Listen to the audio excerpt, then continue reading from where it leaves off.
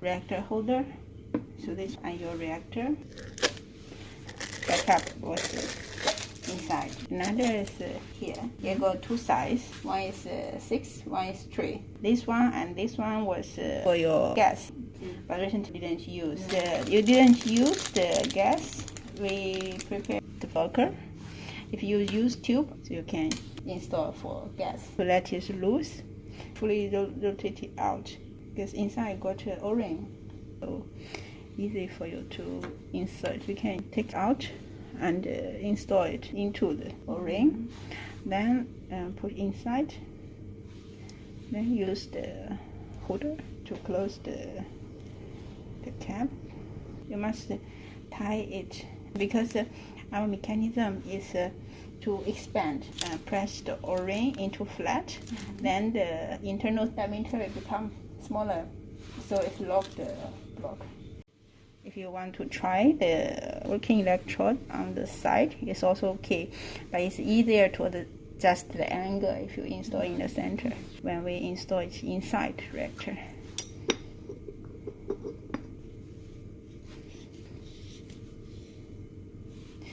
If we come to slightly knot in the center, which one you think is better, it's okay. You can install slightly here or here, because it's the same distance.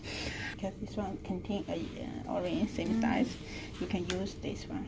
You can let it drop in. Then you can use this one to tie it.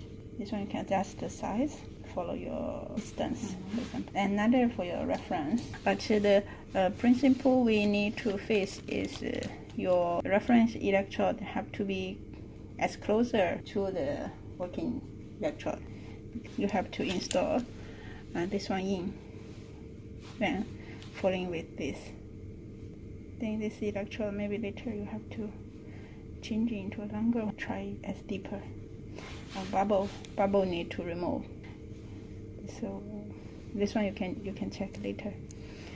So you install your reference electrode here. This reactor, because the size is designed based on your working electrode size, so you can see your reference is slightly shorter. So you at least you have to let your reference to be soaked inside the solution. What my recommendation is, you can leave the reference without sealing to make sure it's to be soaking as deeper as possible. And you can pull your working electrode slightly higher.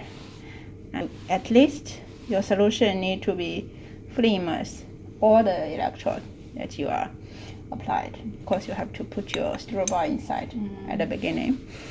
At this moment, your reactor has been finished the installation. You can loading it. This one, I leave it flexible first. Later, if you think it's necessary, you can use double side tape to stick on this. But this one is decided later when you have finished your optimization. After you finish installing your reaction, you can start to use your optical resource. We can use from outside first. Then we holding this one here. Based on the design, the irradiation is like this. The irradiation you can see from this side, as close as possible to the reactor and to your electrode.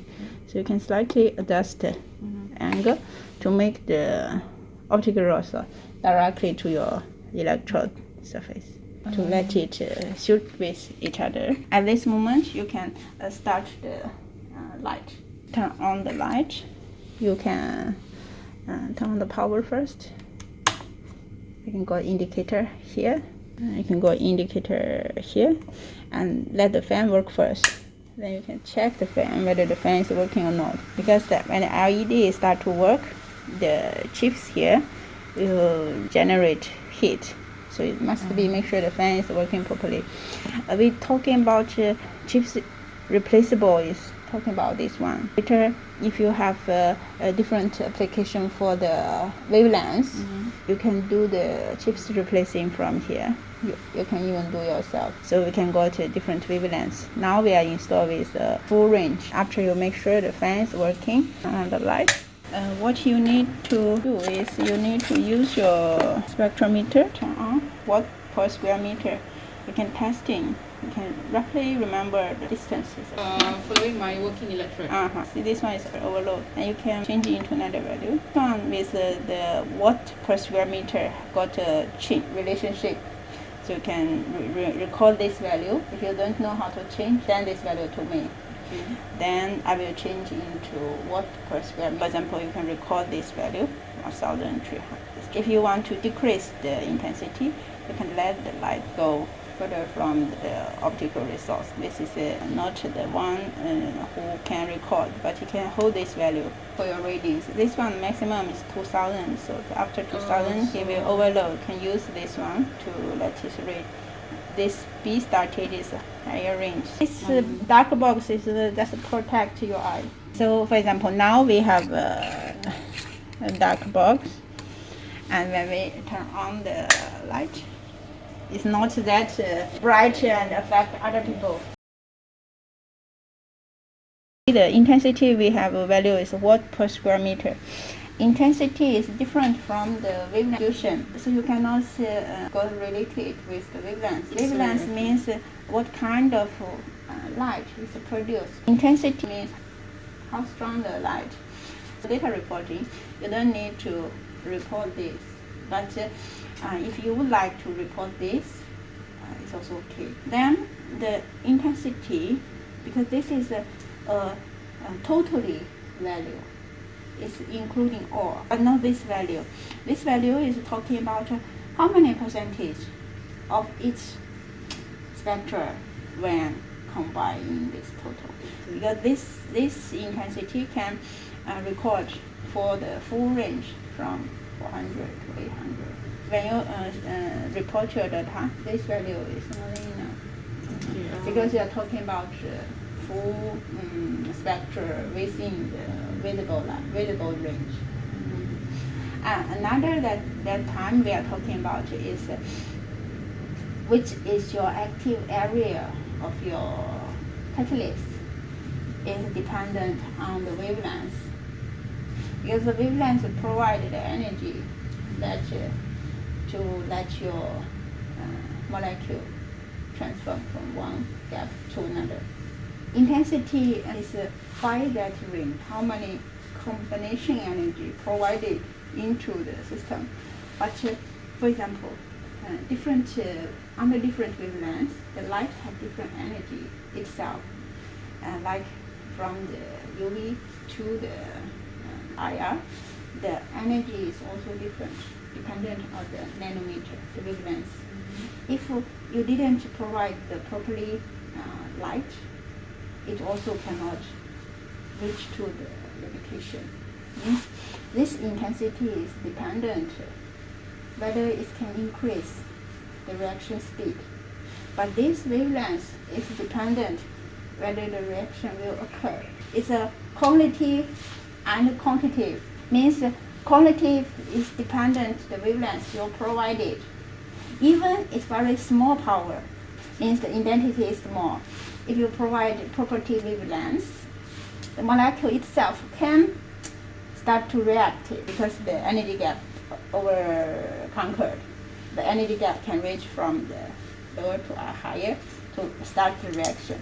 So when you provided a properly wavelength, if you provide lower power, it can react but slow. Then you can increase the power to let the intensity to go in higher, to let the reaction go faster.